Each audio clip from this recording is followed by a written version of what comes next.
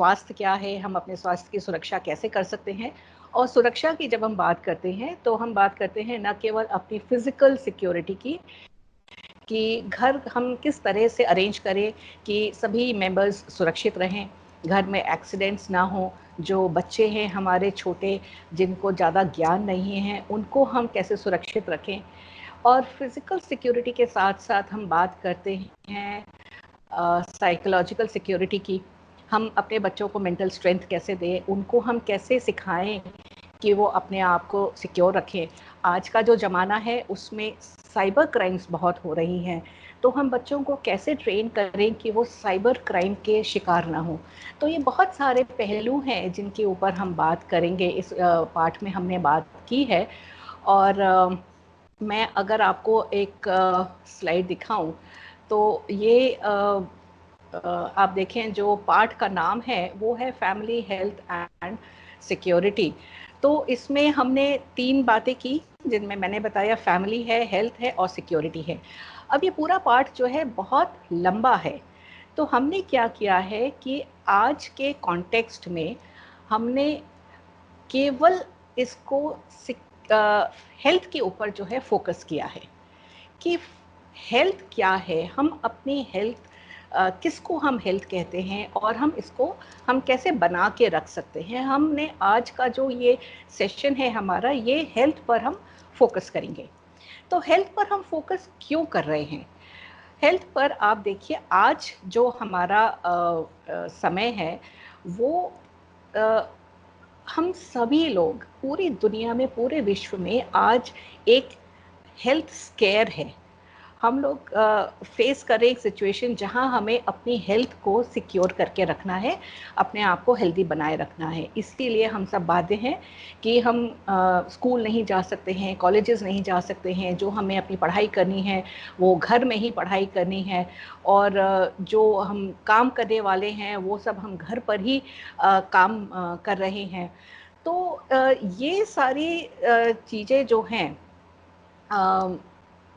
Sorry I just go back. तो ये सारी चीज़ें जो है हमें बाध्य करती हैं ये सोचने के लिए कि हेल्थ क्या है, हम लोग हेल्थ से क्या समझते हैं। अब मुझे दिख रहे हैं कि आप लोगों के जवाब आ रहे हैं फटाफट। आप कह रहे हैं कि जो व्यक्ति बीमार नहीं है वो हेल्दी है। हाँ ठीक है, एक तरह से ठीक है, आप बिल्कुल ठीक कह रहे हैं। या कोई ये भी कह सकता है कि जिसको डिसेबिलिटी नहीं है कोई, या जो दिव्यांग नहीं है या स्पेशल एबिलिटीज़ वाला नहीं है वो हेल्दी है। एक तरह से वो भी सही है। या कोई ये कह सकता है कि अगर हम मेंटली स्ट्रॉन्ग हैं तो हमारे पास हेल्थ है, तो वो भी सही है। तो बहुत सारी चीज़ें हमने देखी कि जब हम हेल्थ की बात करते हैं तो अलग अलग लोगों के अलग अलग धारणाएं हैं कि हेल्थ किसको कहते हैं। तो अगर हम इसको स्ट्रीमलाइन करना चाहें या अगर हम बताना चाहें कि हेल्थ क्या है, what is the concept of health, तो देखिए यहाँ पर WHO की एक डेफिनेशन है हेल्थ के बारे में, which says health is a state of complete physical, mental and social well-being and not merely the absence of disease or infirmity. We were discussing what is the concept of health. Now the World Health Organization has given this definition of health, that it is a state of complete physical, mental and social well-being and not merely the absence of disease or infirmity. अब आप देखिए इस definition में there are 3 words, one is physical, the other is mental and the third is social. तो तीनों जब aspects हमारे किसी भी व्यक्ति के हेल्दी होते हैं तब वो पूरी तरह से हेल्दी कहलाता है। फिजिकल डिजीज ना हो वो एक एस्पेक्ट है, ठीक है। तो ये आप समझिए कि हेल्थ हम किसको कहते हैं। हेल्थ के 3 एस्पेक्ट्स होते हैं, फिजिकल एस्पेक्ट होता है, मेंटल और सोशल। तो जब हम हेल्थ की बात करते हैं तो जाहिर सी बात है कि कुछ ना कुछ फैक्टर्स ऐसे होते हैं जो हमारे हेल्थ को प्रभावित करते हैं। तो पहला मेरा जो डिस्कशन पॉइंट आज का था वो था कि हेल्थ क्या है, किसको हम हेल्थ कहते हैं। और जो मेरा दूसरा डिस्कशन पॉइंट आज का है वो है कि what are the factors that affect the health of our family. आइए इसको हम जल्दी से देखते हैं कि हमारे क्या फैक्टर्स हैं जो हेल्थ को अफेक्ट करते हैं। सबसे पहले है जो हम खाना खाते हैं, जो हमारा पर्सनल हाइजीन है, और हम कितनी एक्सरसाइज करते हैं और रेस्ट हम कितना करते हैं, इन सब का प्रभाव हमारी हेल्थ पर पड़ता है। तो अगर हम पहले पॉइंट पे आते हैं, nutritious food. Now you know that food is basically required to give us energy, it is required for building our muscles and bones, and the third important factor is to protect our body from disease. ये तीन हमारे food जो हम खाते हैं उसके ज़रूरत होती है हमारी बॉडी को। और खाना हम कैसा खाएं, हमने बहुत सुना है अलग अलग लोगों से कि बैलेंस डाइट हमें खानी चाहिए। तो बैलेंस डाइट किसको कहते हैं? बैलेंस डाइट वो होती है जिसमें सारे न्यूट्रिएंट्स होते हैं, लेकिन वो न्यूट्रिएंट्स जो उस बॉडी के लिए रिक्वायर्ड क्वांटिटी है, कितनी चाहिए, प्रोटीन्स चाहिए तो कितने प्रोटीन्स चाहिए, कार्बोहाइड्रेट्स चाहिए तो कितने कार्बोहाइड्रेट्स चाहिए, ये जब हम बिल्कुल रिक्वायर्ड क्वांटिटी में खाते हैं तो उसको हम बैलेंस डाइट कहते हैं। ठीक है, तो आज के कॉन्टेक्स्ट में अगर हम बात करें तो जब हम एक सिचुएशन ऐसी फेस कर रहे हैं जहाँ पर हमें अपनी बॉडी को बिल्कुल स्ट्रॉन्ग रखना है ताकि कोई डिजीज़ उसको अटैक ना कर सके और हम बिल्कुल हेल्दी रह सके, तो हम कैसी डाइट लें? Now come to this slide that I have for you. Now this is food that we eat. Now there are 4 factors in that. What kind of food do we eat? How much food do we eat? How do we eat that food? And when do we eat that food? All right.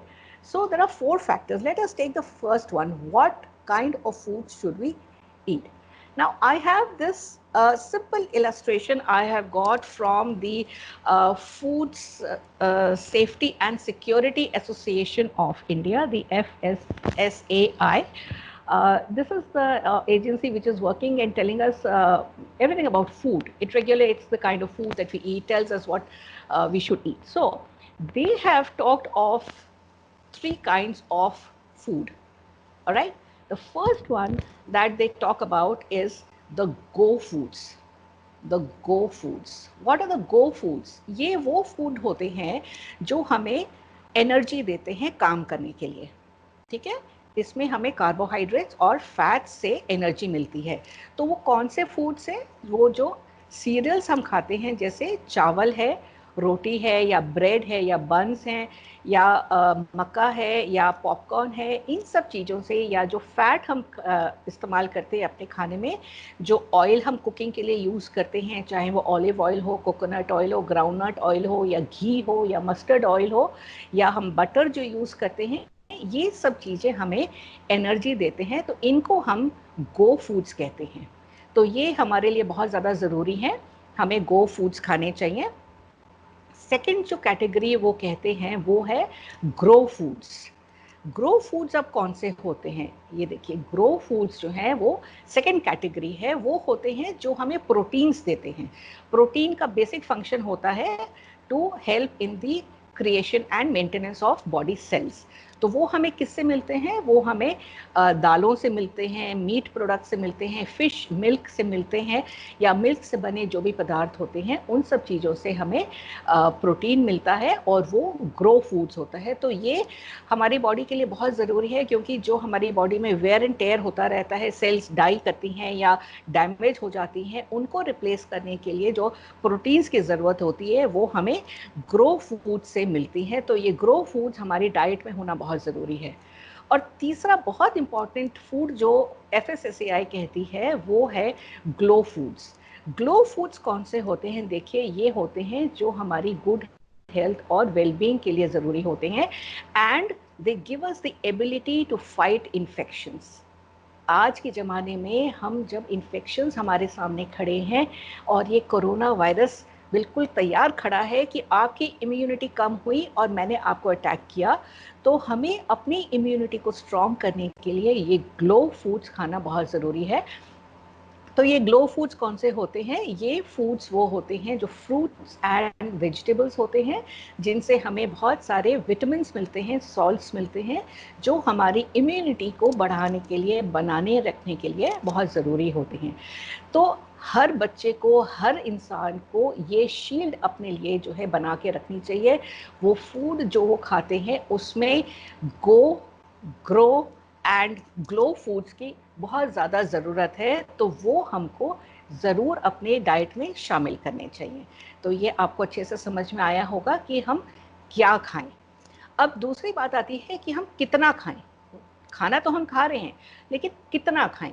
क्या हर व्यक्ति एक सा खाना खाता है या अलग अलग खाता है? अलग अलग रिक्वायरमेंट्स होती है तो अलग अलग खाते हैं। लेकिन अभी हम जो एक जनरल बात कर रहे हैं कि ये जो 3 कैटेगरीज हमने देखी खाने की, उन कैटेगरीज की मात्रा कितनी हो। तो ये देखिए, एक और हमने FSSAI की से ही ये लिया है, इसको फूड पिरामिड कहते हैं। अब फूड पिरामिड में आप देखिए कि 4 कैटेगरीज बनी हुई हैं कि ये जो सबसे नीचे वाली कैटेगरी है, ये हमको अपने भोजन में सबसे ज़्यादा रखनी चाहिए, यानी ये सीरियल्स एंड पल्सेस हैं, और वो हैं जो हमको गो और ग्रो करने में हेल्प करते हैं। तो ये प्रोटीन्स एंड कार्बोहाइड्रेट्स वाली कैटेगरी है जिसको हमें ज़्यादा खानी चाहिए। लेकिन याद रहे कि आज के दौर में जब हम बहुत ज़्यादा एक्टिव नहीं हैं और हमें मोस्ट ऑफ द टाइम घर में ही रहना होता है, तो इनको हम बहुत ज़्यादा मात्रा में ना खाएं। अगर हम ज़्यादा खाएंगे तो बॉडी को अलग परेशानी होगी, तो इनको हम एडिक्वेट मात्रा में ही हम कंज्यूम करें। सेकेंड कैटेगरी जो है फ्रूट्स एंड वेजिटेबल्स की है, इनको हम खूब अच्छे से खाएं, खूब अपने डाइट में इंक्लूड करें। और देखिए, ये हम लोगों ने सीखा है कि हम अपने डाइट को, अपने फूड को जितना जितना ज़्यादा कलरफुल बनाएंगे, उतना ही हमारी बॉडी के लिए बेहतर होगा। तो हम उसमें हर तरह के कलर को इंक्लूड करें। येलो हम इंक्लूड कर सकते हैं, हमारे फ्रूट्स होते हैं, पपाया होता है, या सब्जी होती है, सीताफल होता है, या पाइनएप्पल आप खा सकते हैं, आड़ू खा सकते हैं। रेड आप इंक्लूड करें, टोमेटोज़ हैं, कैरेट्स हैं, प्लम्स हैं, पर्पल है आपके पास में, ब्रिंजल है, बैगन है। और रेड में आपके आजकल गर्मियों में तरबूज बहुत अच्छा आ रहा है, तो ये आप खाएं। रेड जितना आप सैलड्स में खा सकते हैं, ग्रीन खाइए, ग्रीन लीफी वेजिटेबल्स खाइए। तो जितने ज़्यादा कलर्स आप अपने फूड में इंक्लूड करेंगे, उतना ही हेल्दी आपका फूड होगा। उसके बाद में थर्ड कैटेगरी आप देखिए, ईट मॉडरेटली। इसमें आप देख रहे हैं फूड्स हैं जो मीट प्रोडक्ट्स हैं, फिश है, पोल्ट्री है, एग्स हैं, या जो फैट हम यूज़ करते हैं, उसको हमें थोड़ी मात्रा कम करनी है। और सबसे कम जो हमें खाना है वो है शुगर्स, डेजर्ट्स, फ्राइड फूड्स, जो फास्ट फूड्स हैं, इनको हमें बहुत ही कम मात्रा में खाना है। तो जब हम बात करते हैं पिरामिड की, तो आप देखिए जो सबसे नीचे कैटेगरी है उसको ज़्यादा खाना है, और जैसे हम ऊपर बढ़ते जाते हैं, हमें अपने खाने की मात्रा उसको अपने फूड में कम करते जाना है। तो ये आप समझ गए होंगे कि हम कितना खाएं, how much to eat of what food. Then the third thing is how to eat it. Here again I will say, आज के टाइम में hygiene is the most important aspect when you eat anything. आप उसको पकाएं, अच्छे से पकाएं, साफ सुथरे एरिया में पकाएं। ऐसा आपका कुकिंग एरिया हो जहाँ पर मक्खी मच्छर ना हो, मक्खियों से इन्फेक्शन बहुत आता है। तो उस एरिया को, कुकिंग एरिया को आप बिल्कुल साफ रखें, स्वच्छ रखें, और वहाँ पर इस तरह का कोई इन्फेस्टेशन ना हो, चींटियाँ ना हो, या कॉकरोचेस ना हो आपके किचन में, तो आपका फूड जो है सेफ रहता है। अगर आपका खाना बच गया है, देखिए सबसे सेंसिबल तो होता है कि जितना आपका खाना लगेगा, आपके परिवार एक बार में खा पाएगा, उतना ही आप पकाएं। लेकिन फिर भी कभी खाना बच जाता है, तो उस खाने को आप अच्छे से स्टोर करें बंद डब्बों में। अगर फ्रिज है तो फ्रिज में ही रखें, अगर बाहर रखना है तो आप उसको एहतियात से रखें। दूध जैसे आप रखते हैं तो उसको एक ठंडी जगह पर रखते हैं, इसी तरह से आप अपने फूड को अगर रखना है तो उसे सिक्योर करके रखें, अच्छे से कवर करके, ढक करके, और साफ सुथरी जगह में रखें। अगर आपके किचन में डस्टबिन है तो आप ये देखें कि वो ढका हुआ हो। ये सब चीज़ें आप इंश्योर कर पाएंगे कि आपका खाना जो है सुरक्षित है। और चौथे क्वाड्रेंट में अगर हम आते हैं तो हम बात करते हैं व्हेन, या कब खाना कब खाएं। तो आज का अगर हम जीवन देख रहे हैं तो लोग एक भागदौड़ की ज़िंदगी जीते हैं। हर समय उनको भागते रहना है, सुबह उठे तो जल्दी से तैयार होकर के ऑफ़िस भागना है, रात को घर आए तो जल्दी से खाना खाएँ या नहीं खाया, ऑफ़िस में टाइम मिला, नहीं मिला खाने का, बच्चों का स्कूल में वो खाते हैं, नहीं खाते हैं, ये सब चीज़ें जो हैं आपके स्वास्थ्य को प्रभावित करती हैं। तो व्हेन टू ईट, याद रखें कि एक आप डिसिप्लिन्ड लाइफ जिएं, अपने खाने के लिए आप अपना समय निर्धारित करें। रात को जब आप 8-10 घंटे बिना खाने के रहते हैं तो बॉडी एक फास्ट पर होती है, एक उपवास सा हो जाता है। तो सुबह के समय कुछ ना कुछ खाकर, ब्रेकफास्ट करके अपने उस फास्ट को ब्रेक करके ही आप घर से निकलें, क्योंकि पता नहीं कितनी देर बाद आप अपना नेक्स्ट मील खा पाएंगे। ठीक है, तो सुबह आपने ब्रेकफास्ट किया, लंच का टाइम निर्धारित करें कि आपको इस टाइम पर यूजुअली खाना खाना है। शाम की चाय का आप समय निर्धारित करें कि आप खुद अपना तय करें कि मुझे इस समय पर 1 कप चाय पीनी है, उसके साथ में कुछ खाना है, या बच्चे हैं तो उनको दूध पीना है, उसके साथ में कुछ खाना है।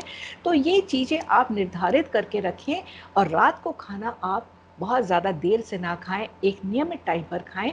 तो ये सारी चीज़ें जो होती हैं, अगर आप टाइम पर खाना पीना अपना नहीं करते हैं तो उसका प्रभाव, इफ़ेक्ट आपकी बॉडी पर ज़रूर दिखता है। तो इसलिए बहुत ज़्यादा ज़रूरी है कि आप जो है अपने खाने को नियमित करें, एक डिसिप्लिन लाइफ उसमें जिएं, और उसके बाद में आप देखेंगे कि आपकी बॉडी जो है बहुत ज़्यादा हेल्दी हो गई है, और आप अपने आप कर पाएंगे कि देख पाएंगे कि ये सब चीज़ें जब आप कर रहे हैं, अपने खाने के लिए आप सचेत हैं, उसके बारे में सोच रहे हैं, और सोच समझ कर ही आप जो है आगे अपना काम कर रहे हैं, तो इन सब चीज़ों से आपकी बॉडी हेल्दी रह पाएगी और इम्यूनिटी डेवलप कर पाएगी कि कोई इन्फेक्शन अगर आपके आसपास घूम रहा है तो आप उससे प्रभावित ना हो। तो आशा है ये पहला पॉइंट जो हमने लिया था कि what are the factors that affect health, उसमें हमने 3 चीज़ें बताई थी। पहला था the food that we eat, second was okay, I'm not getting the second point, but okay, the second point was what is the personal hygiene that we follow, and the third was the rest and exercise that we are following. तो अब मैं यहाँ पर एक छोटा सा break लूँगी, और उसमें मैं आपको 3 प्रश्न देती हूँ। ठीक है, वो 3 प्रश्न क्या हैं ये आप देखिए। पहला प्रश्न है कि आप ये सोचें कि आपको एक बैलेंस्ड डाइट खाने की आवश्यकता क्या है। 2 लाइन में, सिर्फ 2 लाइन में इसका आप उत्तर लिखें। दूसरा प्रश्न है कि आप 4 चीज़ें बताएं जिससे आप अपने भोजन को सुरक्षित रख सकते हैं। What 4 steps can you take to keep your food safe? And the third is, think about this. Does every member of your family need the same quantity of food? आपके घर में हो सकता है बड़े लोग हैं, छोटे लोग हैं, बच्चे हैं, कुछ बुज़ुर्ग हैं, कुछ आपकी एज के हैं, कुछ कॉलेज गोइंग हैं। तो क्या हर एक की आवश्यकता एक है? मैं इसका अभी कोई उत्तर नहीं दूंगी। जब हम ब्रेक के बाद वापस आएंगे तो हम ब्रीफली इनको डिस्कस करेंगे, और उसके बाद में हम आगे बढ़ेंगे। तो we'll go for a short break now.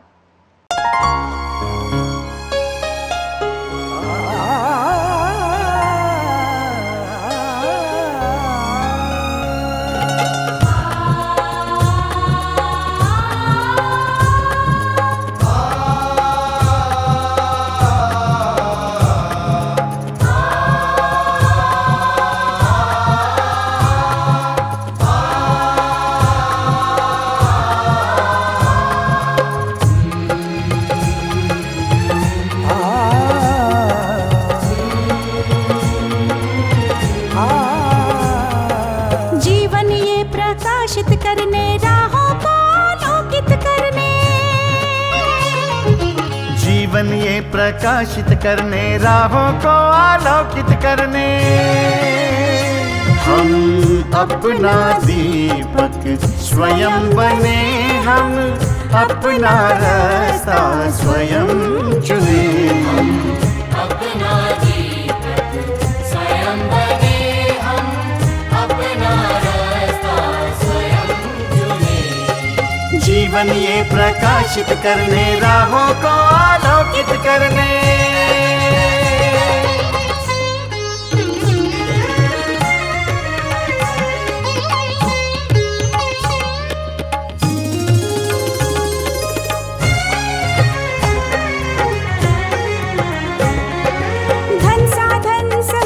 सीमा से विद्यालय जो मुक्त हो, धन साधन समय की सीमा से विद्यालय जो मुक्त हो। कभी पढ़े हम कहीं पढ़े, वे विषय की लोच से युक्त हो। कभी पढ़े हम कहीं पढ़े, वे विषय की लोच से युक्त हो। मित्रों हम उठे और जागे, मंजिल आने की ध्वनि सुने हम, अपना जीवन स्वयं बने हम, अपना रास्ता स्वयं चुने। जीवन ये प्रकाशित करने, राहों को आलोकित करने।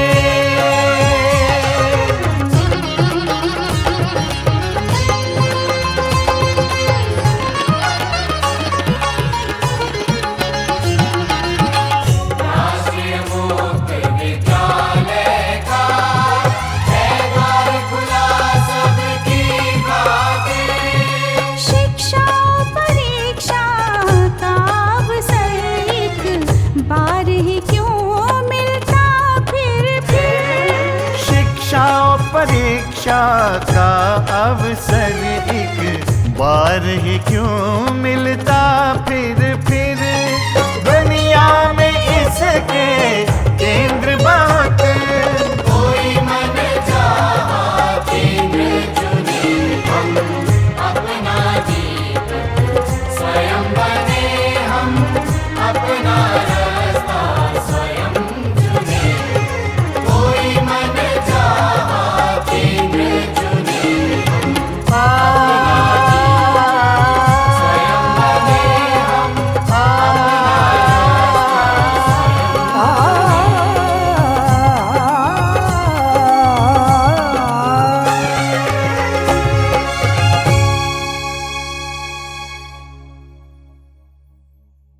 So, viewers, welcome back to this session after the break.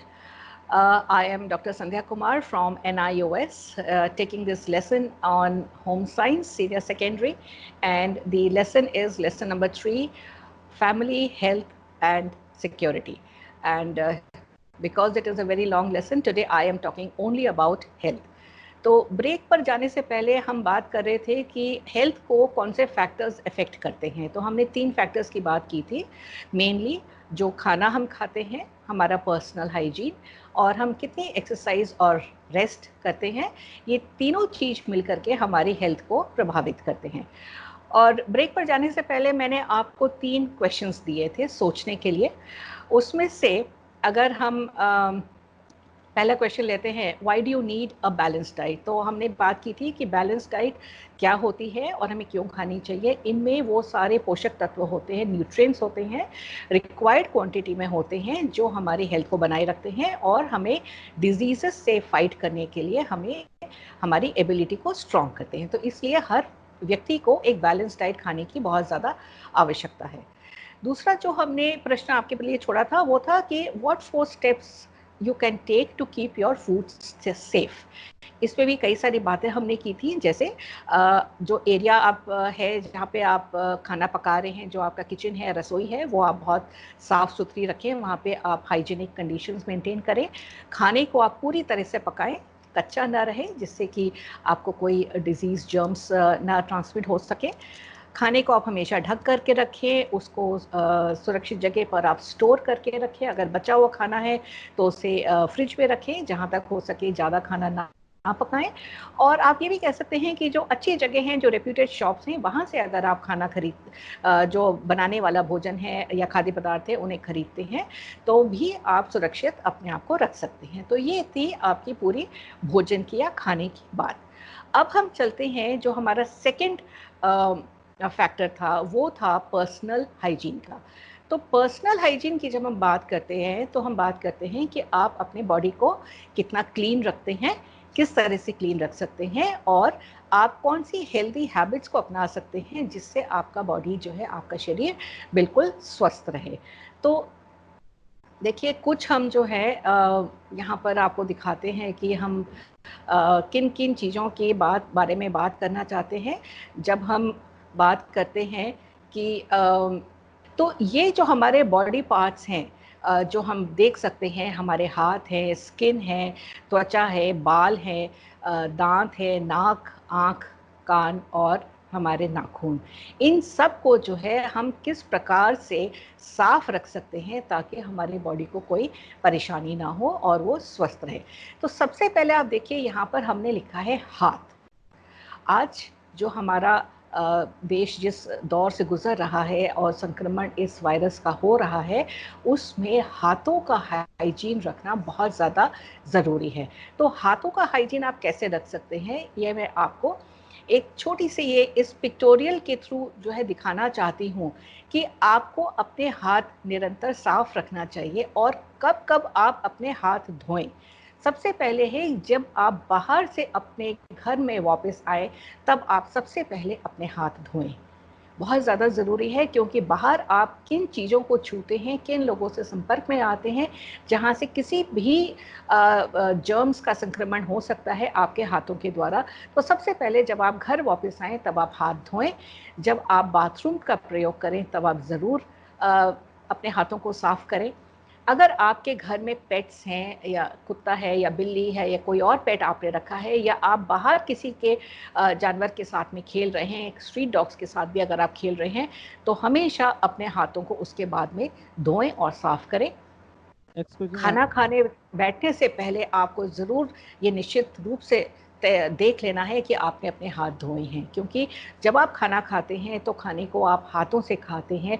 हमारे देश में ये प्रथा है कि हम खाना हाथ से खाते हैं, चम्मच का या छुरी कांटे का प्रयोग बहुत कम होता है। तो जब हाथ से खाते हैं और हाथ पे गंदगी होगी तो वो सारी गंदगी और वो सारे जर्म्स सीधे हमारे शरीर के अंदर जाएंगे और हम बहुत आसानी से किसी भी बीमारी का शिकार हो सकते हैं।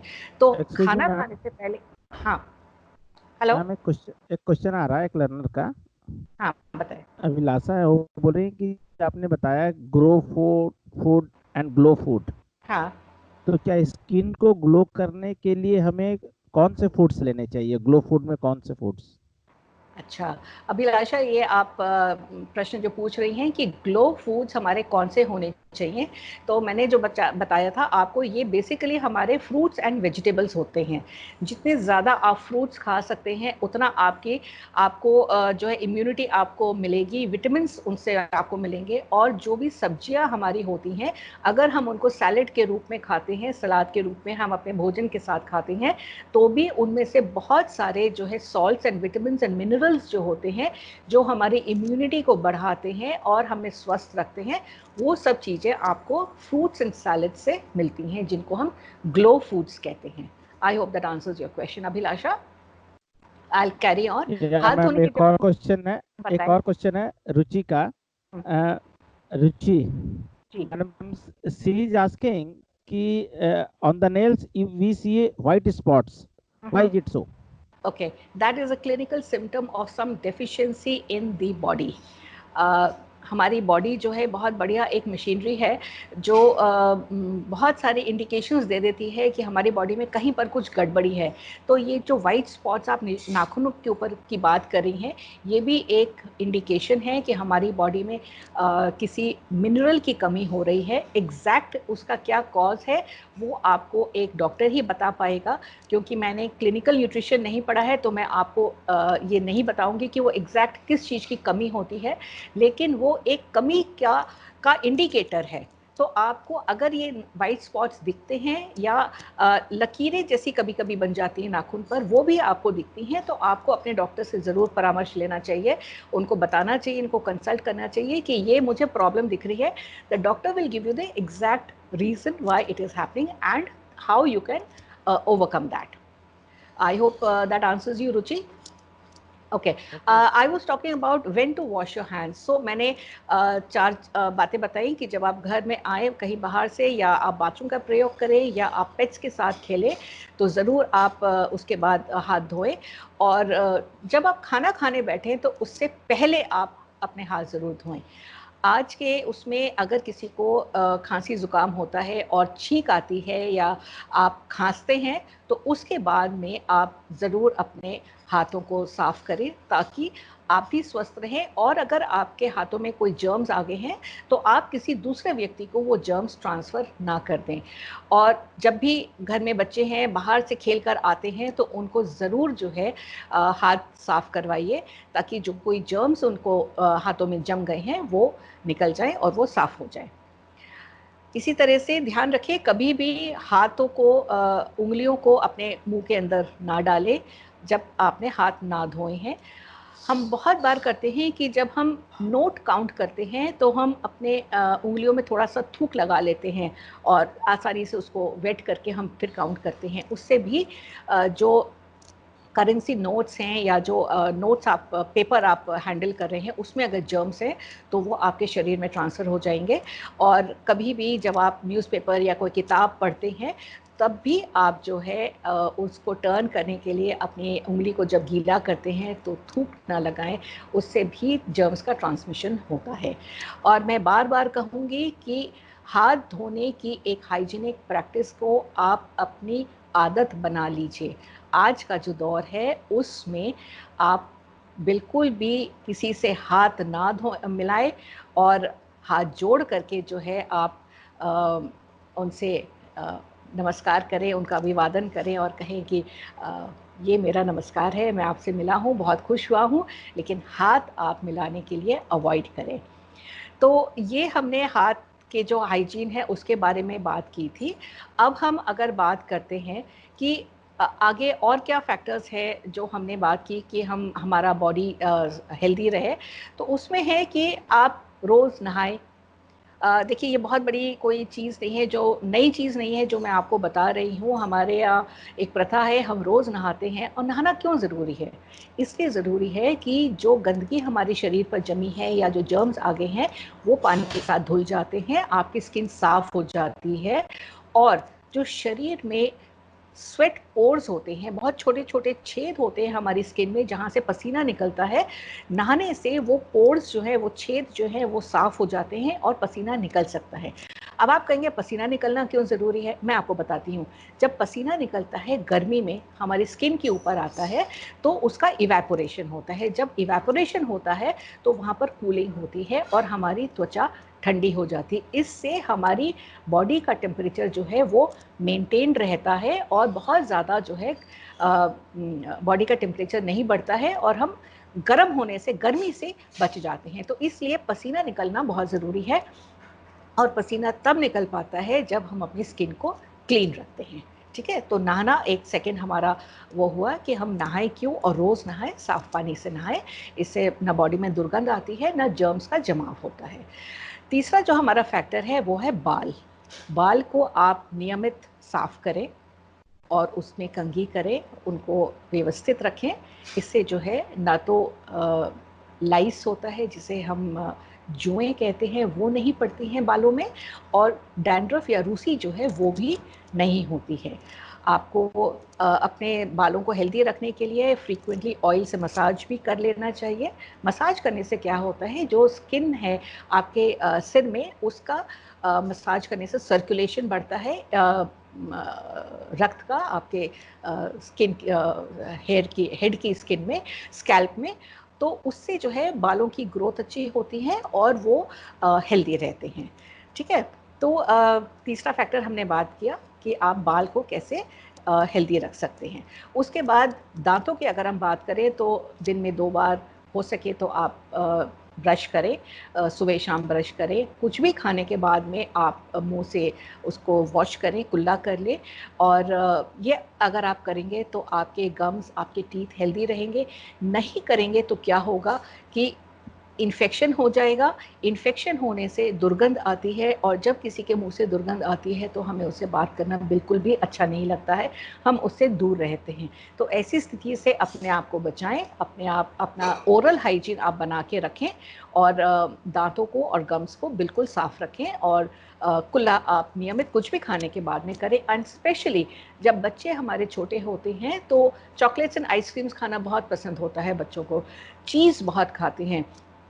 तो ये वो चीज़ें हैं जो दांतों पर चिपक जाती हैं, और अगर हम उनको उसी समय नहीं निकालते हैं तो फिर वो इन्फेक्शन का एक कारण बन जाते हैं। तो ओरल हाइजीन की तरफ भी हमें बहुत ध्यान देना चाहिए। एक और हमारा जो बहुत इम्पॉर्टेंट बॉडी पार्ट है वो है हमारी नाक। नाक से हम सांस लेते हैं, सांस लेते हैं तो जीते हैं, लेकिन सिर्फ हवा के आने जाने का मार्ग मात्र ये नहीं है। आप सब महसूस करते हैं कि नाक में बहुत छोटे से बाल होते हैं, छोटे छोटे बाल होते हैं। उन बालों का क्या काम होता है, वो जो हवा अंदर हम खींच रहे हैं उसको वो फिल्टर करता है। वो बाल जो है उस हवा में अगर कोई गंदगी है तो उसको वहीं पर रोक लेते हैं और उसको शरीर के अंदर नहीं जाने देते हैं। तो इसलिए एक हेल्दी हैबिट ये हमें डेवलप करनी चाहिए कि हम जब सांस लेते हैं तो हमेशा नाक से सांस लें, मुंह से सांस ना लें। मुंह से सांस जब लेते हैं तो ये फिल्टर काम नहीं करता है, और अगर जर्म्स हैं हवा में तो वो हमारे लंग्स के अंदर सीधे प्रवेश कर जाते हैं और हमें बीमार कर सकते हैं। So healthy habit, breathe through your nose. उसके आगे हम देखते हैं आँखें। आँखें बहुत ज़रूरी हैं। दुनिया कितनी सुंदर है, इसको देखने के लिए हमें आँखें चाहिए, और ये आँखें हमारे साथ बने रहे इसके लिए हमें क्या करना चाहिए, इनको हमें साफ़ रखना चाहिए।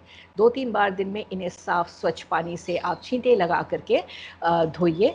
और एक चीज़ मैं अपने यंग व्यूअर्स से, लर्नर्स से ये कहना चाहूँगी कि आई मेकअप जब करते हैं बहुत सुंदर लगती हैं आँखें।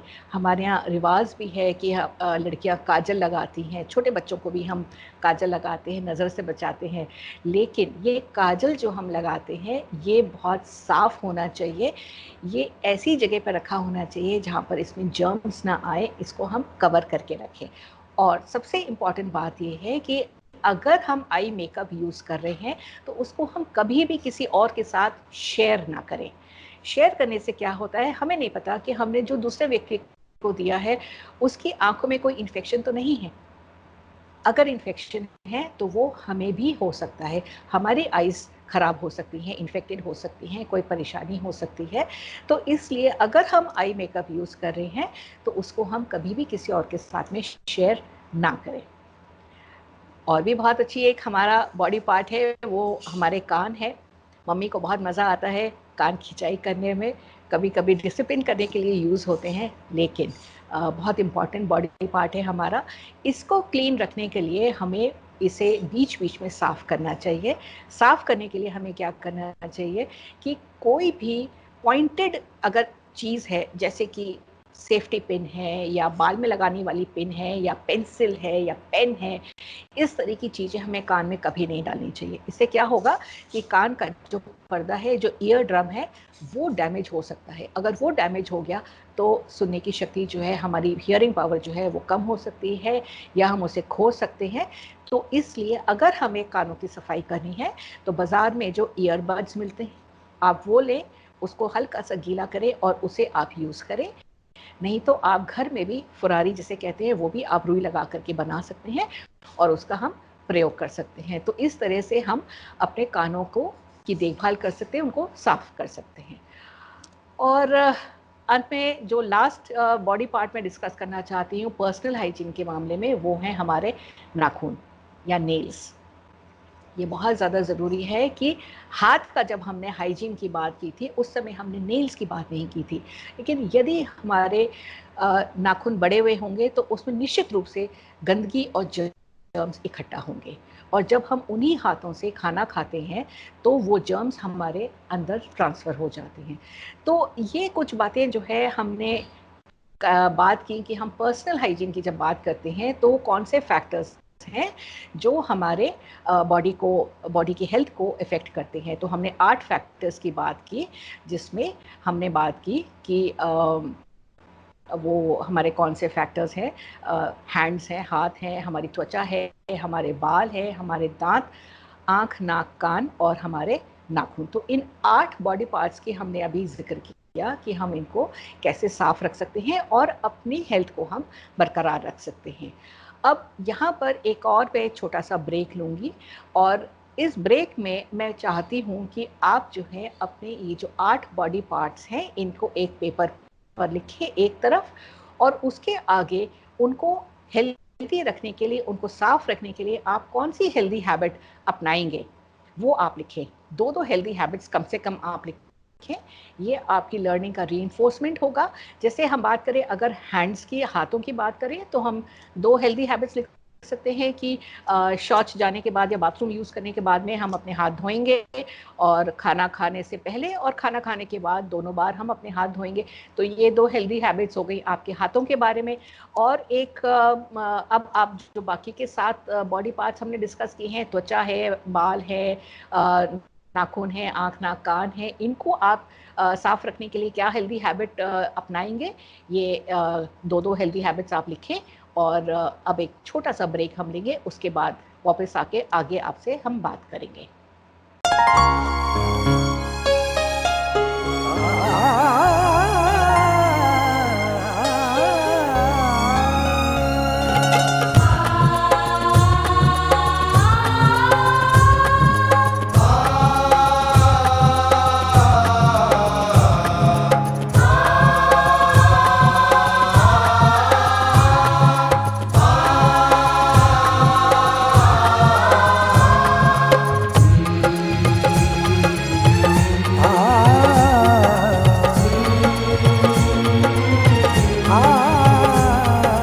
जीवन ये प्रकाशित करने, राहों को आलोकित करने, जीवन ये प्रकाशित करने, राहों को आलोकित करने, हम अपना दीपक स्वयं बने, हम अपना रास्ता स्वयं चुने। अपना दीपक स्वयं बने, हम अपना रास्ता स्वयं चुने। जीवन ये प्रकाशित करने, राहों को आलोकित करने।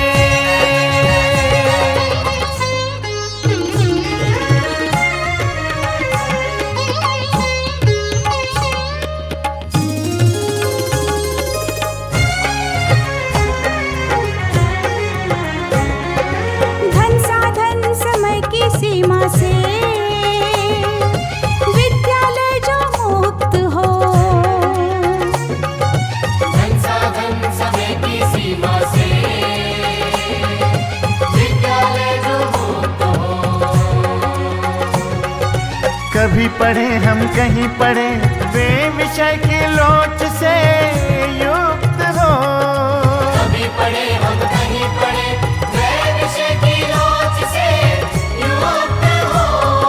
मित्रों हम उठे और जागे, मंजिल आने की ध्वनि सुने, हम अपना दीपक स्वयं बने, हम अपना रास्ता स्वयं चुने। जीवन ये प्रकाशित करने, राहों को आलोकित करने।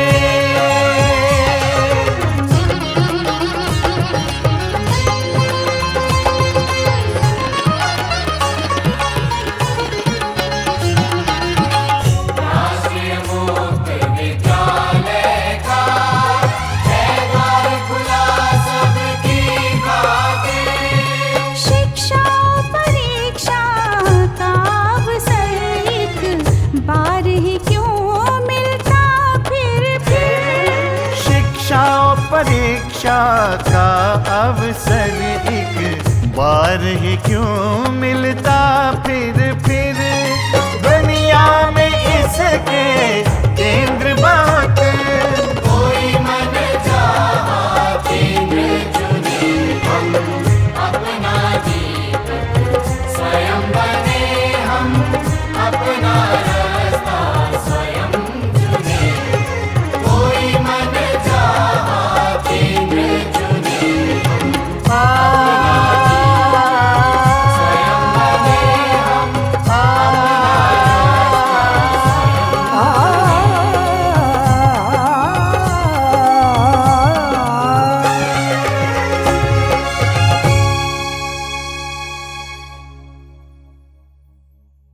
Welcome back, learners, to this session on home science senior secondary.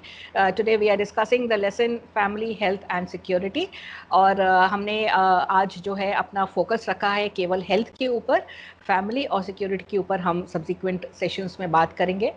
तो हमने ये बात की थी कि हमारी हेल्थ को क्या क्या फैक्टर्स अफेक्ट करते हैं, जिसमें हमने 3 फैक्टर्स की बात की थी. Mainly the first one was food, second was personal hygiene, and the third was physical exercise and rest.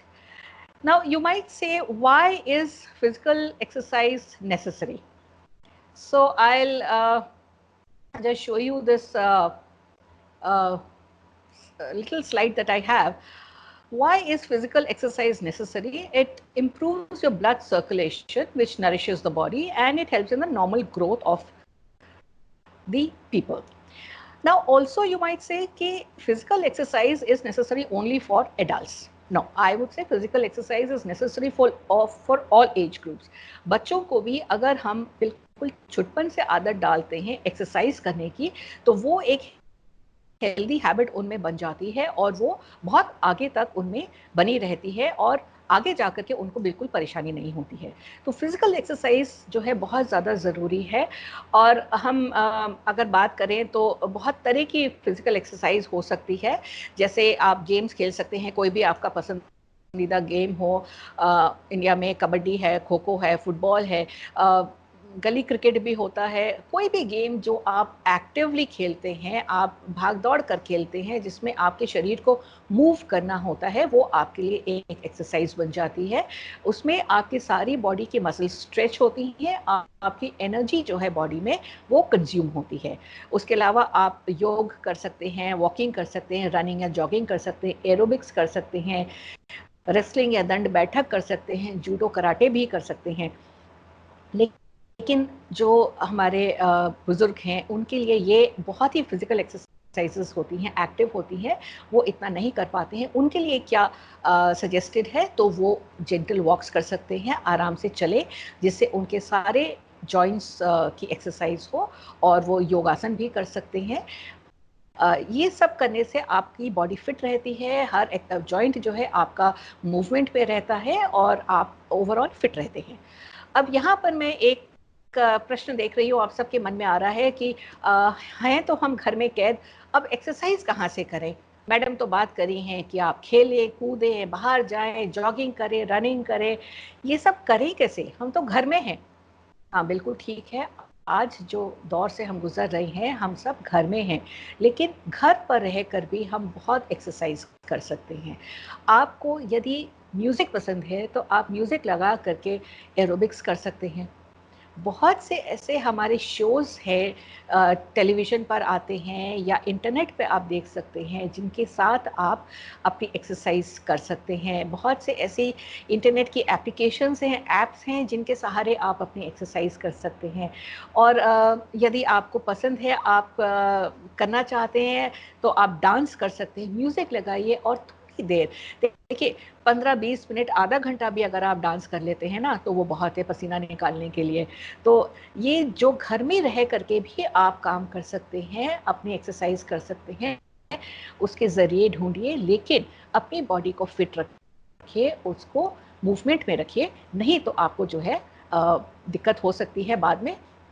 और आप जब उसमें जाएंगे, अपने नॉर्मल लाइफ में आप जब वापस जाएंगे, तो आपको जो है बहुत परेशानी का सामना करना पड़ सकता है. और दूसरी बात यह है कि घर में बैठे बैठे अगर हम एक्सरसाइज नहीं कर रहे हैं, तो जो भी हम खाना खा रहे हैं, that is getting converted to fat.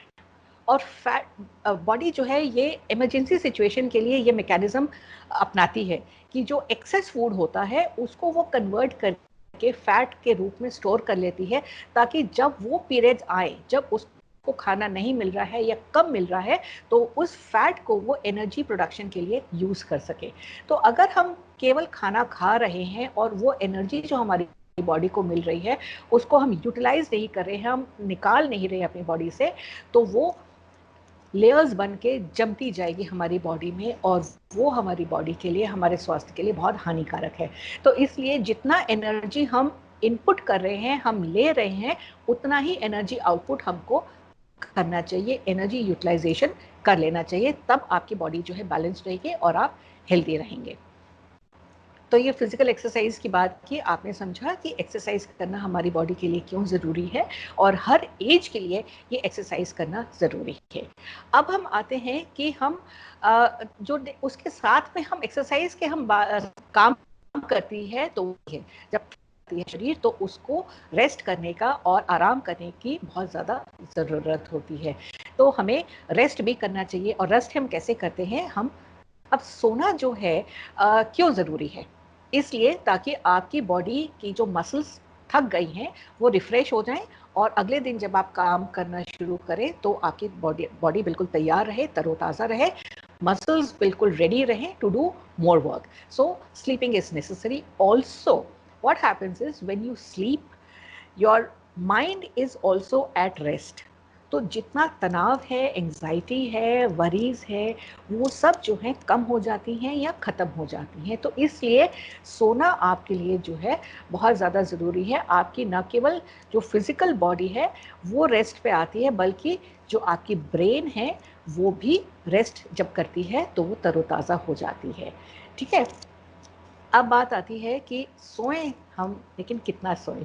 जब घर में है, कोई काम नहीं है, तो सारा दिन सोएं क्या? नहीं, सारा दिन सोने से काम नहीं चलेगा। आप काम भी करें और सोएं भी। तो आप देखिए, घर में आपने देखा होगा छोटे बच्चे होते हैं, मोस्ट ऑफ द टाइम सोते हैं। जब उन्हें भूख लगती है थोड़ी देर के लिए उठते हैं, खेलते हैं, खाते हैं और फिर सो जाते हैं। Maximum amount of the time of the day is spent in sleeping. But वो छोटे बच्चों की बात है। जब वो थोड़े और बड़े होते हैं तो इतने एक्टिव हो जाते हैं कि उनको सुलाना मुश्किल हो जाता है। They want to play all the time. और जब आपके एडल्ट एज में आते हैं, उस समय जो है आप अगर 6 से 7 घंटा नींद ले रहे हैं, कंटिन्यूस स्लीप, ठीक है, तो आपकी बॉडी के लिए वो एडिक्वेट होती है। आप रात में 6 या 7 घंटे अगर सो लेते हैं, that is enough for your body to recover and recoup and be ready for the next day. और देखिए, जब हम बात करते हैं एक्सरसाइज की और फिज़िकल हेल्थ की, तो ऐसा हो नहीं सकता है कि हम जो है आपका बिना पोस्चर के बारे में बात किए हम बात को अपनी ख़त्म कर पाए। तो पोस्चर जो है हमारी बॉडी का कैसा हो ताकि हम बिल्कुल हेल्दी रह सकें। देखिए, एक्स एंड पेन्स होते हैं, कभी आपके गर्दन में दर्द होता है, कभी कमर में दर्द होता है। क्यों होता है? क्योंकि हम अपना जो पोस्चर है, जो आसन है, वो सही या उचित नहीं रख पाते हैं। इसीलिए हमारी बॉडी प्रोटेस्ट करती है और वो दर्द के रूप में हमें पता लगता है। अब पोस्चर आप कैसे मेंटेन करें? ये देखिए, जो स्क्रीन की राइट हैंड साइड पर आप लेफ्ट हैंड साइड पर आप देख रहे हैं, वो है कि वो कौन से स्पॉट्स हैं जहां पर बॉडी प्रोटेस्ट करती है। आपके एंकल्स हो सकते हैं, आपके घुटने हो सकते हैं, आपकी लोअर बैक या हिप्स हो सकती है, आपके कमर हो सकती है, आपके शोल्डर्स हो सकते हैं। ये गर्दन पर भी आपको असर पड़ सकता है। तो अगर आपका किसी भी बॉडी पार्ट का जो प्लेसमेंट है वो सही नहीं है, तो वहाँ पर आपको दर्द होना बहुत ज़्यादा लाजमी है। और इसमें आप देखिए, ये स्ट्रेट लाइन मेंटेन अगर हम करते हैं तो हमारा बॉडी पोस्चर बिल्कुल सही है और हमारे बॉडी में कहीं पर भी कोई प्रॉब्लम नहीं होगी। अब क्विकली हम देखते हैं कि पोस्चर कैसा होना चाहिए। तो जब आप खड़े हैं, आप आगे की तरफ बिल्कुल ना झुके, अपने शोल्डर्स, हिप्स और नीज एंड एंकल्स को एक लाइन में जब आप रखते हैं तो आपका पोस्चर बिल्कुल सही होता है। आपके कंधे स्ट्रेट हैं, छाती तनी हुई है, पेट अंदर है और हाथ बिल्कुल एक लाइन में है। आपका ये posture, standing posture, is absolutely correct. जब आप बैठते हैं तब भी आप ध्यान रखें कि आपको ना तो पीछे की तरफ झुकना है, ना सामने की तरफ झुकना है। आप कमर सीधी करके आप बैठे तो आपके बॉडी में बिल्कुल भी दर्द नहीं होगा। आप सारा दिन बैठ के काम कर सकते हैं।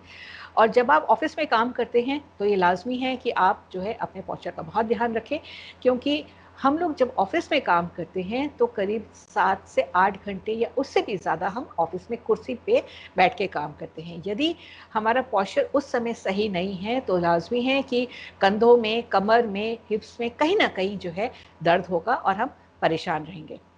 अब बात करिए कि अगर हम घर में हैं और घर पर हम काम कर रहे हैं तो किस तरह से हम अपना काम करें कि हमें बॉडी में, हमें पोस्चर में कभी कोई दिक्कत ना हो।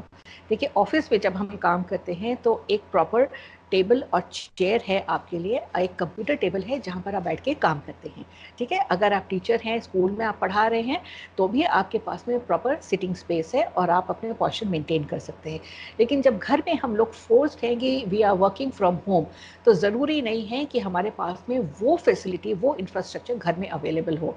लेकिन जो भी आपके पास में मेज कुर्सी है, अगर आप काम कर रहे हैं तो मेज कुर्सी पर ही बैठ के काम करें। लैपटॉप पे अगर आप काम कर रहे हैं तो बिस्तर पे बैठ के काम करने की गलती ना करें। इससे आपको ज़रूर पोस्चरल प्रॉब्लम्स होंगी और आप जो है उससे निकल पाने में अपने आप को बहुत मुश्किल पाएंगे और आपको ये हो सकता है कि लॉन्ग टर्म कोई परेशानी हो जाए। तो पोस्चर जरूर जो है आप अपना मेंटेन करके रखें और अपने आप को हेल्दी रखें।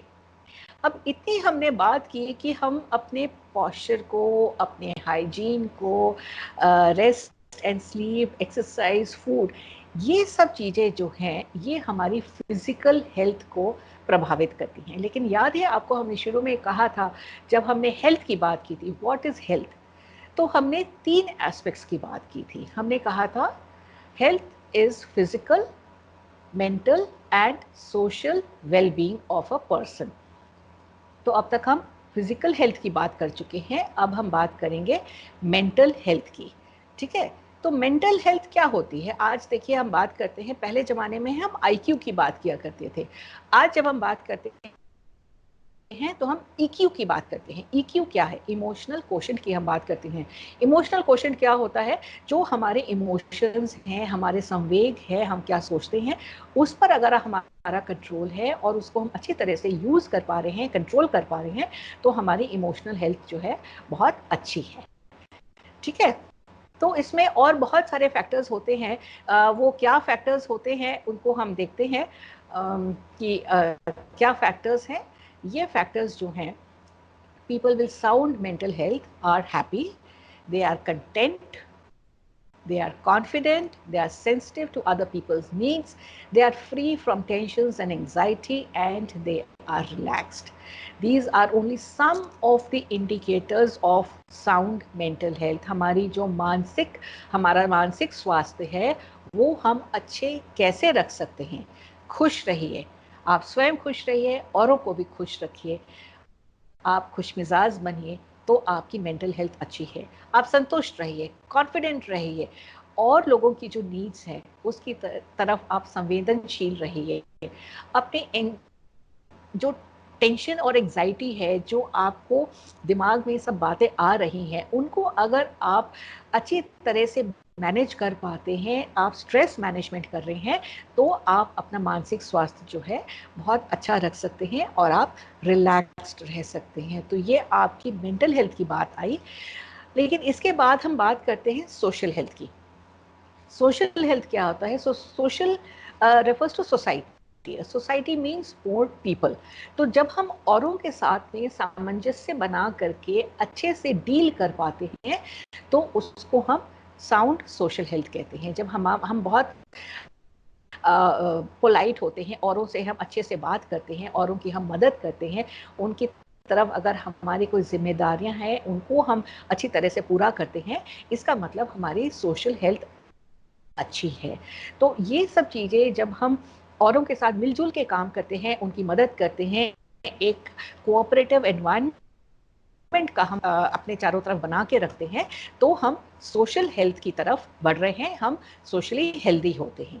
तो मेंटल और सोशल हेल्थ की जब हम बात करते हैं तो उसको हम किस तरह से बना के रख सकते हैं, ये हम इंश्योर कर सकते हैं जब हम अपने सारे लाइफ स्किल्स को यूज़ करें।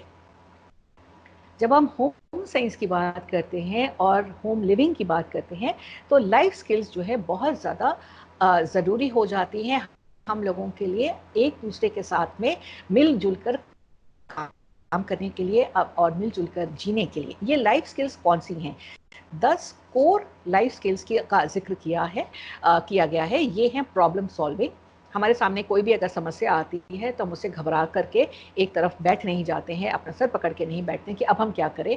हम कोशिश करते हैं उस प्रॉब्लम का सॉल्यूशन ढूंढने की, देखते हैं कि किस तरह से इस प्रॉब्लम को ओवरकम कर सकते हैं। डिसीजन मेकिंग एक लाइफ स्किल है।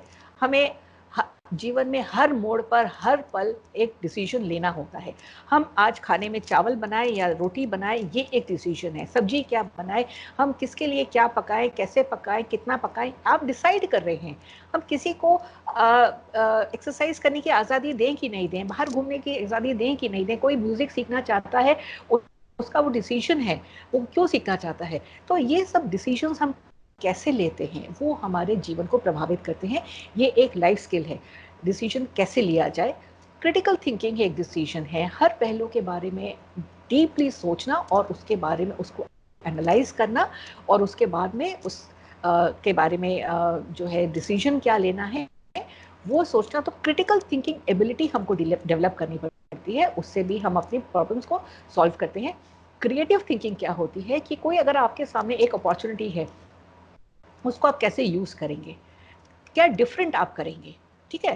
तो वो उसको हम क्रिएटिव थिंकिंग कहते हैं। इंटरपर्सनल रिलेशंस, दूसरों के साथ में आप रिलेशनशिप कैसे डेवलप करते हैं, ये एक स्किल होती है कि आप देखिए कुछ लोग जो होते हैं बहुत आराम से, चाहे छोटा हो या बड़ा हो, उसके साथ में बहुत आराम से जो है रिलेशनशिप बना लेते हैं, उसके साथ बात कर लेते हैं। कुछ लोग नहीं कर पाते हैं, इंट्रोवर्ट्स होते हैं। तो हर एक के साथ में एक अच्छा रिलेशनशिप बनाना ये एक स्किल है। आप एम्पैथी डेवलप करें, दूसरों के बारे में जो वो सोच रहे हैं उसको आप अनुभव करें और उसके साथ आप एम्पैथी रखें, ये एक बहुत ज़रूरी है, लाइफ स्किल है आपकी। आपके जीवन में आज हर एक के जीवन में स्ट्रेस बहुत होता है, तो उस स्ट्रेस को आप कैसे हैंडल करते हैं। आप स्ट्रेस को हैंडल करके और स्ट्रॉन्ग बनाते हैं अपने आप को, या उसके नीचे आप दब करके रह जाते हैं और स्ट्रेस से परेशान हो जाते हैं। किस तरह से आप उस स्ट्रेस को हैंडल कर रहे हैं, ये एक स्किल है जो आपको डेवलप करनी है। अपने इमोशंस को आप कैसे हैंडल कर रहे हैं, इफेक्टिवली आप कम्युनिकेट कर पा रहे हैं या नहीं कर पा रहे हैं, लोगों के साथ में आप बात कर पा रहे हैं, अपनी बात इफेक्टिव प्रभावी ढंग से दूसरों को बताना, उनकी बात को समझना, ये एक इफेक्टिव कम्युनिकेशन की स्किल होती है जिसे हमको हर एक को डेवलप करना होता है। और सेल्फ अवेयरनेस एक बहुत ज़रूरी चीज़ है।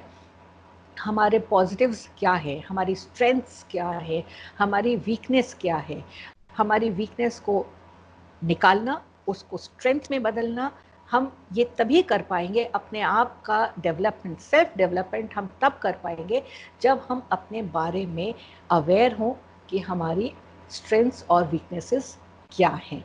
तो इस तरह से जब हम अपने आप को डेवलप करते हैं तो हम हर पहलू को देखते हैं।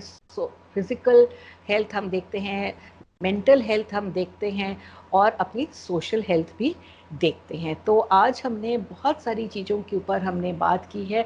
आशा है आपको इन सब से कुछ पॉइंटर्स मिलेंगे जिससे आप अपने जीवन में इनको यूज़ कर पाएंगे और हर चीज़ को देखते हुए आप अपनी हेल्थ को इम्प्रूव कर पाएंगे। तो ख़त्म करने से पहले मैं एक बहुत छोटा सा इसको समअप करना चाहती हूँ। आज हमने जो बात की है वो हमने बात की कि स्वास्थ्य क्या है, हम किस को हेल्थ कहते हैं, स्वास्थ्य किस चीज़ को कहते हैं। That is the complete physical, mental and social wellbeing of a person. तो कुछ इंडिकेटर्स होते हैं जो फिजिकल हेल्थ के होते हैं, मेंटल हेल्थ के होते हैं और इमोशनल हेल्थ के होते हैं, और उनको हम किस तरह से अपनी लाइफ स्किल्स को यूज़ करते हुए इन तीनों पहलुओं को हम स्ट्रेंथन कर सकते हैं, ये भी हमने अभी देखा है। फिजिकल हेल्थ को excuse me ma'am, sir ma'am थोड़ा सा कुछ क्वेश्चंस ले ले, बहुत सारे क्वेश्चंस आए हुए हैं लर्नर्स हाँ ले के। लीजिए ले मैम लीजिए एक क्वेश्चन है मेरठ से, जी। कैंडिडेट है Abhishek, he is asking what is the role of primary health centre in rural areas.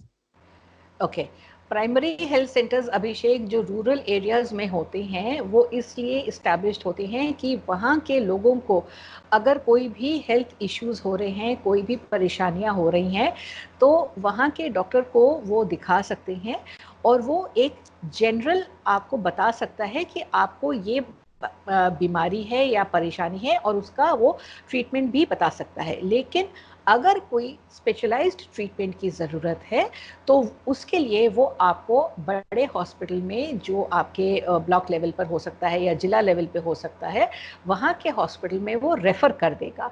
लेकिन जो फर्स्ट एड की बात है या फर्स्ट आइडेंटिफाई करने की बात है कि किसी को कोई बीमारी है या नहीं है, अगर है तो क्या है, इसके बारे में वहाँ पे डॉक्टर उपलब्ध होता है, वो आपको परामर्श दे सकता है। तो ये हमारा एक front line of health care है जो प्राइमरी हेल्थ सेंटर्स हैं।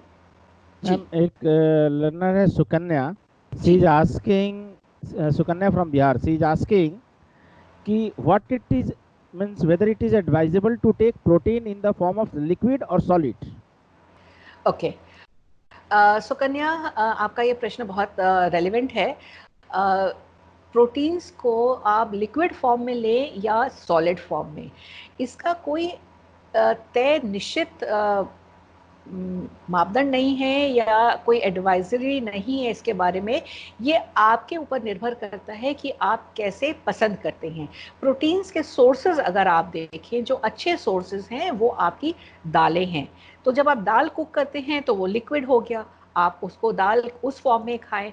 अगर आप सॉलिड फॉर्म में खाएं तो अंडा है वो आप सॉलिड फॉर्म में खाएंगे, या मीट या पोल्ट्री प्रोडक्ट्स हैं उसको आप सॉलिड फॉर्म में खाएंगे, या दूध से आपको प्रोटीन मिलता है तो वो आप लिक्विड फॉर्म में लेंगे।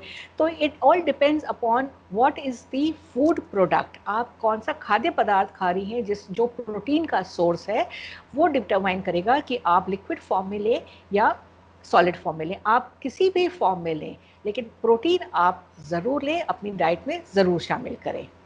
जी प्रमोद जी। एक और क्वेश्चन है कि why is family security so important?